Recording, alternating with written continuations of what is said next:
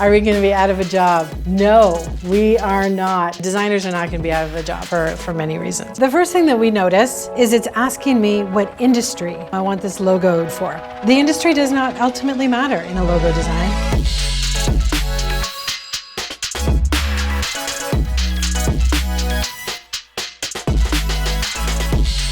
Hi there, my name is Pheinixx. I'm the Program Director for Graphic Design and Interactive Media at Toronto Film School. And today we are going to talk about AI in the graphic design world. I think that in the future there will be a skill that enters into the designer toolbox of being able to speak to AI. Just as now designers have adapted to all of the templates there are. So the democratization of design is nothing new. The ability to have tools and platforms and systems that seemingly allow non-designers to design is nothing new either. There are filters. There are websites and platforms that all allow people to actually do this on their own.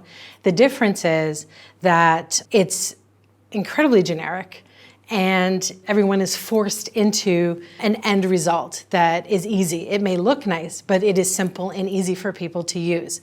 So just as now designers have learned how to use HTML in such a way that they create semi-customized websites for their customers using or beginning with a template and an online system, so too is the ability to prompt AI to get particular results for very specific actionable components will be a skill in the future toolbox of a designer as well. I can't even think in terms of 5 years. I mean, the speed in which this has been readily available to people and where we are at is so fast that all of our old kind of laws around and rules around evolution of technology has been thrown out the window already. But this is why it's really important that we are part of the use of it and the ability to steer its future. Every single creative professional should be diving into it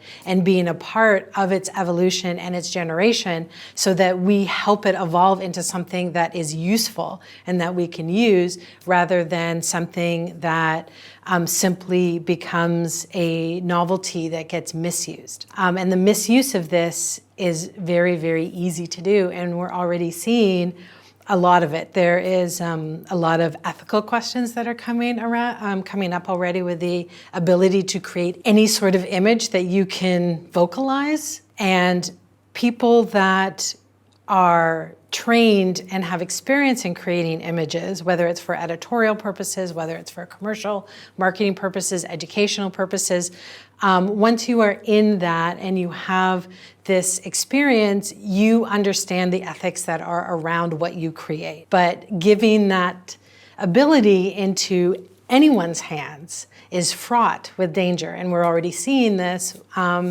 with fake news. And there has been entire news stories and campaigns created that were not real, but created images that look very real.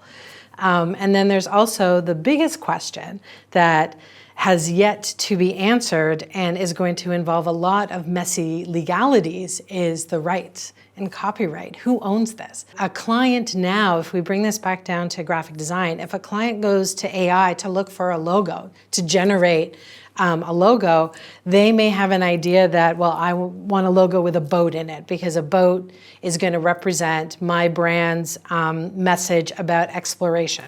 Okay, so they type in the prompts, and after numerous times of trying to figure out what it is they actually want, they have an image. Wonderful. Okay, so a brand that doesn't own the rights to their image is going to run into problems because it can be replicated and duplicated by everyone else. They also, if they want to sell a t-shirt with that logo on it, that's a licensing issue. And again, if they do not own that, then what are they going to do? Also, additionally, if we look at this from a different aspect, that boat that AI thought would be perfect for them could be a fishing boat that is used in a very particular region of this world, and it may look beautiful, but it has an enormous amount of cultural symbolism. And it in fact does not represent their message in any way, and it could say things that they don't even understand. So it really is fraught with, it's kind of like a minefield out there. And so when we talk about the future of AI, there's a lot of different pathways that need to be considered. There's the creativity, there's the ethics of this. There is how it is going to evolve and who is going to be the people that help this evolve. Is it only going to be the people that are coding it in the background? Or is it going to be the people that are using it? Or is it going to be the people that are contributing to it, whether knowingly or unknowingly, which is another topic.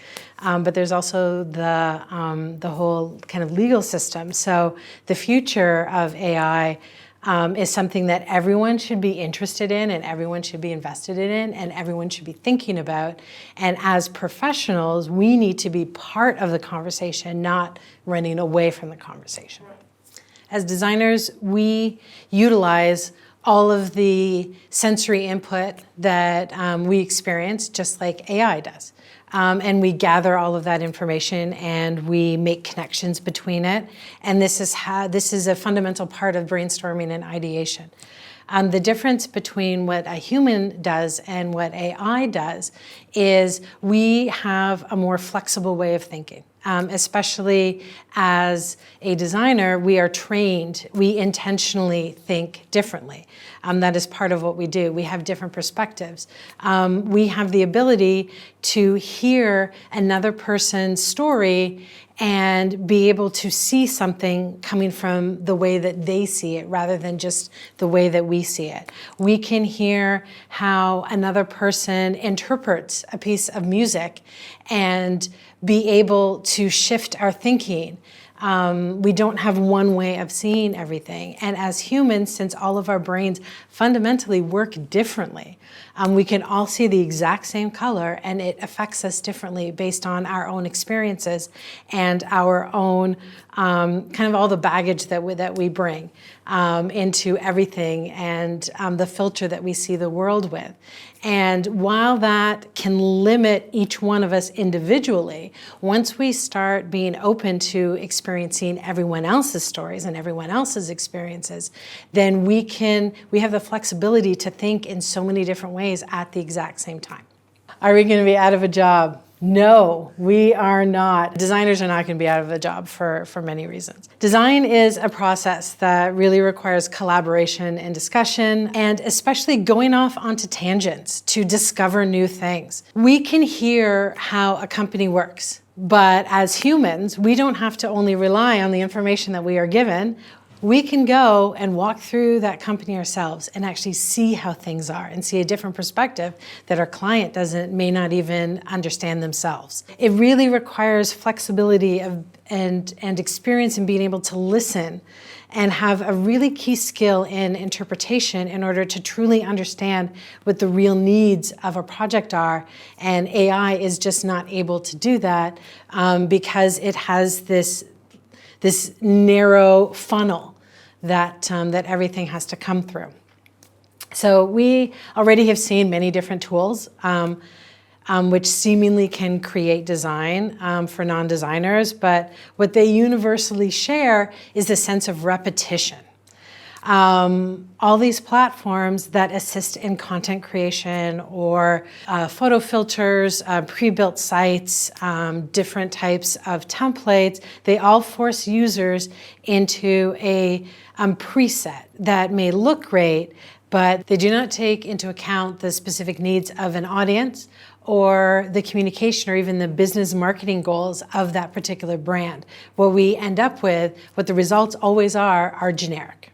Truly the best thing that every designer can do is to go in and experience it, to see what it's actually like, to see what the limitations are, to see what it does, see what they could push it to do, try to break it, in just the sense of understanding where the parameters are so they have a really good sense, so they can speak to it. And ultimately, they can figure out how to use it best in their own process in the way that they feel most comfortable with. The most exciting aspect of AI, I believe, is the ability it has for different groups of people to come together to build and evolve something as a whole and to steer something in a way that can be incredibly useful. It should not be allowed to become a runaway train. We need to harness it and really to think about what the end goals are and how it can benefit us, how it can help us, and then steer it towards that direction. I think that that's the most exciting thing about it, is it has this burgeoning new life form, this new tool, has the ability to bring a lot of different people together to visualize an end goal together. The scariest parts of AI is it becoming that runaway train and people utilizing it either mindlessly or viciously to create things with the intent to scare people, to defraud people, to falsify something, and to circumvent the creative process, to forego the human experience of creation in order to get to an end goal that is fast. That's the scary part. AI certainly can evolve into something that can take care of some production technology. I don't think that it ever will take care of all of the production technology, because I know that in my experience, if we look at print, for example, it seems very set that you have certain best practices that you adhere to, you create production files, it goes through a process. Yes, everything is in place. Yes, you've done all the things, all the check boxes are checked, and then it goes to making plates, and then it goes to a press, and it's all very logistical and formulaic. But when you actually get down onto the press floor, you realize that the person that's at the press is making changes.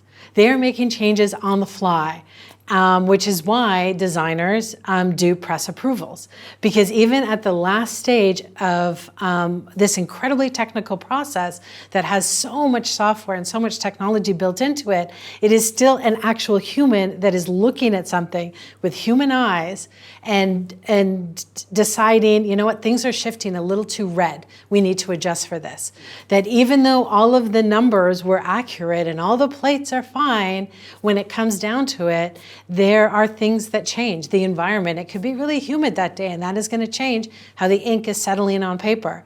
The way that the mill could have created that particular paper is going to change the absorbency of it, and therefore there is a shift, and it takes a human to be able to be flexible enough to adjust for that. So I think that any technology has the ability to take some mindless tasks off of us, which allow us to have the vision and to create more. In the graphic design program, we are doing a few different things. We definitely believe that every designer should not be turning a blind eye to AI. It is a thing, it is real, it is happening, and it is smarter to embrace it and help steer its future rather than ignore it. We are using it in a couple different ways in class. We are starting to introduce it as a tool for collaboration and brainstorming. We have exercises in class that students are actually utilizing AI, and they're going in there and testing out the prompts and seeing what happens so that they have a sense of developing that skill of actually talking to AI and directing it. And we are using it as a way to do research for projects. We are giving them prompts to see what happens when we have brainstorming exercises as well. And we are also using it as a tool for critique and to compare. This is what everyone in the class has created around this particular project brief, and this is what AI has given us. Is there anything that we can learn from that? Is there a connection that AI has seen because it sees more than us that we can learn from, and maybe we should expand our spectrum of influence? Or are we seeing the same thing kind of again and again and again? When we give a prompt to a human that's subtly different, there's a bigger change than when we give it to AI. And that's actually one of the things that we've already seen in classrooms and students have discovered in digital imaging, is that a human can take the shift of a word. And when I say a word, I mean like a synonym, and see something completely different and create something completely different because it sparks a completely different part of their brain, whereas AI so far sees a synonym as just another word for that word, so it doesn't make any difference. So they're still delivering the same thing. And when we bring that back into the practical role of a graphic designer, we come back again to how valuable listening is to a designer. It is a skill that is universally recognized as one of the biggest skills that a graphic designer needs to have. And we have to collaborate and talk to so many different people. Talking to one person and hearing the language that they use, and talking to another person and hearing the language that they use. And we can actually ask, when you say the word cheeky, do you mean something that's just a little naughty and cute, or do you mean something that's really crude?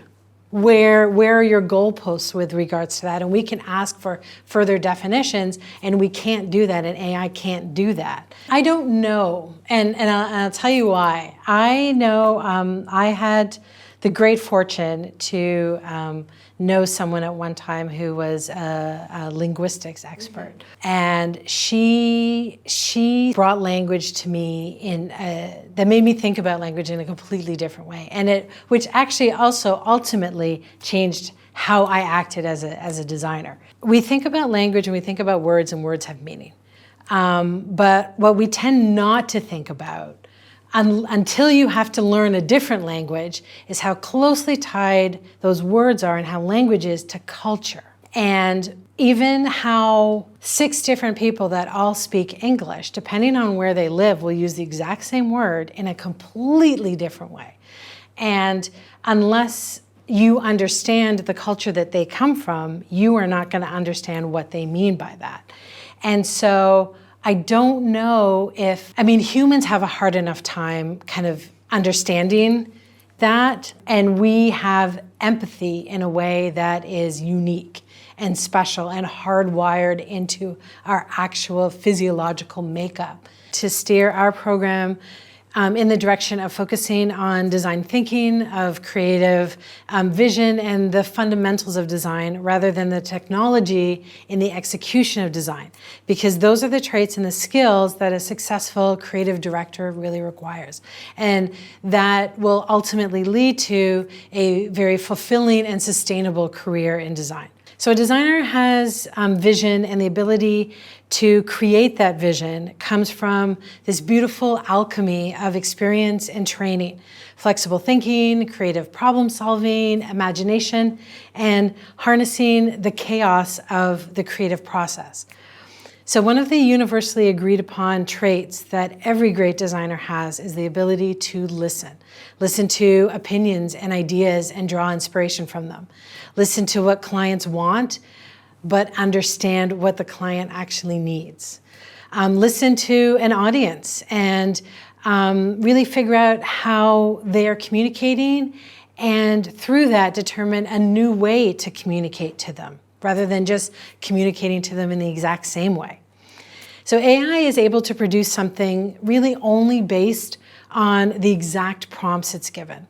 So essentially, the complete needs of a project are required first, and the ability to translate those needs into instructions that, for example, Midjourney will understand means that the role of the designer is still very much required, because it is the designer that creates that vision. The first thing that we notice is it's asking me what industry I want this logo for. The industry does not ultimately matter in a logo design.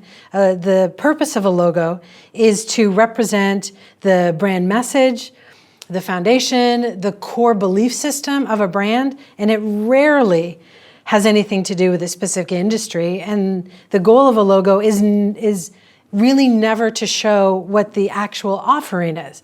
So the industry doesn't matter, but we will choose an industry of bakery. Nice. Yeah.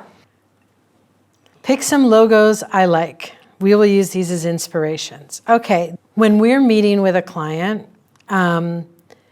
oftentimes we do not prompt with particular visuals, because by showing them something, we are guiding them a little too much. What we want is a much more pure goal. And that, again, that goal comes from the brand foundation itself as opposed to what they want to look like. What design looks like ultimately is the last thing that we do.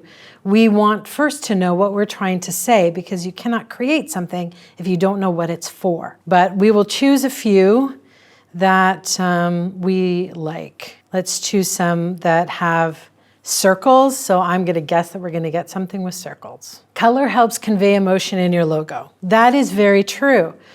And this is interesting. So we're being told that pink means sweet, innocent, sensitive, passionate, playful. Let's look what red means. Powerful energy, passion, desire, speed, love, intensity. Grayscale is power, elegance, reliability, modesty, maturity. What this is not taking into consideration is that color theory is cultural. What is passionate in one culture is innocent in another culture. What is a color that we see in weddings in one culture is a color we see in funerals in another culture. So the fact that we are not being asked who our audience is, but just simply being given a very North American Eurocentric viewpoint of color theory does not speak to a very specific audience. But we will choose sunshine and joy and happiness, and creativity and inspiration. Enter our company name, because we can change these later because the name does not matter. However, there's German scientists that have proven that the sound that words make and the shapes that we see are intrinsically connected. There's this really amazing study that was done. They used these two particular prompts, Kika and Boba, and showed everyone two different shapes. And 98% of all humans chose the exact same shape for boba and the exact same shape for Kika, because we intrinsically connect sound to shape. The North Star steals my job. North Star Bakery. Logos look better with shorter company names. Bite me. It's telling me to change my name. Add a slogan. No, I mean the amount of typos. You may just want it to be cleaner. Sounds good. Yeah. So now we're being asked for symbol types. Iconic is one word we can use. Another word we can use is overly familiar, and cliche images. So I'm going to say I want to pick my own symbols. And what we want is a boat, because as the client, we know that a boat is going to steer us in the right direction towards our North Star. And here we have boats. And we have some boats with people. We have actually quite a good variety of boats. We have a few different examples of illustrative style. However, they are all virtually line silhouette based drawings. So what we are not seeing is anything that is more unique or special. So we're not seeing something that is more ink-based perhaps, or something that would feel a little more alternative or underground or exciting, or something that is more cute and bubbly and round. So there isn't a lot of different personalities. So let's choose this boat for simplicity. We're generating some logos. Pick a logo to customize.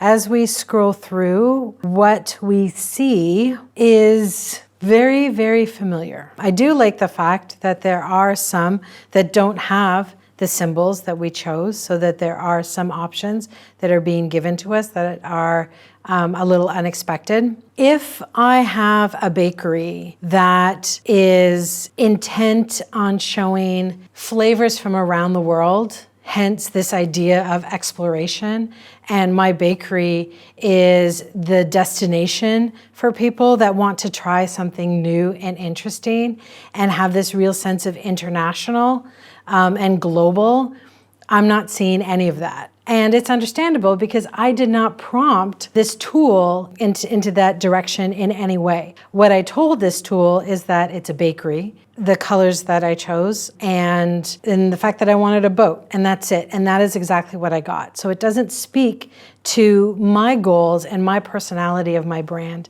and the audience that I am going to be working towards in any way. It's quite literal. And there's nothing wrong with the aesthetic of these designs. Okay. There is also nothing particularly right about them. They, for the most part, are center aligned, which is balanced but generic. It is a mixture of very modern, clean, crisp, as they say, sans serif fonts with a handwritten script, which again, is everywhere that we see. It's not offensive, but it's also in no way going to connect with an audience, especially if your bakery was in a particular neighborhood, like, for example, St. Lawrence Market. This does not speak to the community that is inherent in that location. We're seeing things that this could be anyone. This could be any name, and it could be for any business. And this ultimately is why we need to help steer it in these directions. But asking 100 different questions, if they're preset questions, it is still not going to get to the heart of the matter, because in fact, when you know that you are going to be asked these 20 questions, you as a client may prepare so completely that it doesn't get to the heart of what you're trying to say, because now you've done what AI would do to yourself by putting yourself in a very neat little box. And that box may be inaccurate. I have sat in meetings, and what we teach our students to do, especially in things like identity design, where people come with an idea and they don't really know what it is that they're looking for, we tell them to, you have to block off an hour just to talk to them and ask them a few open-ended questions and just sit back and listen and take notes on what they're saying, because people have a inherent desire, especially when they're talking about their own company, their business, their brand, their love, their passion, to be incredibly eloquent. And in that eloquence, you lose so much of the real meaning, because they're just trying to say something in 10 perfect words rather than saying the 100 messy words that actually give you the story. So I have sat down with people that are incredibly prepared and tell me this is exactly who we are, and this is our brand foundation, and this is what we care about. And after talking to them for half an hour, I'm like, you've used the word comfort 30 times, but it's not listed there. So let's talk about that. Let's talk about the fact that what you really are selling is comfort, and that's okay. Comfort can also be sophisticated. Let's get rid of these preconceived notions. Let's throw out a dictionary and say that comfort is, the opposite of luxurious. Who said that? Who cares if Oxford said that? We don't have to say that. So it's those kind of conversations that dig deep, and that's what a designer does. And AI cannot do that, because the very nature of being so prepared means that you're stripping away so much interesting backstory. I was still mic'd, right? Yeah.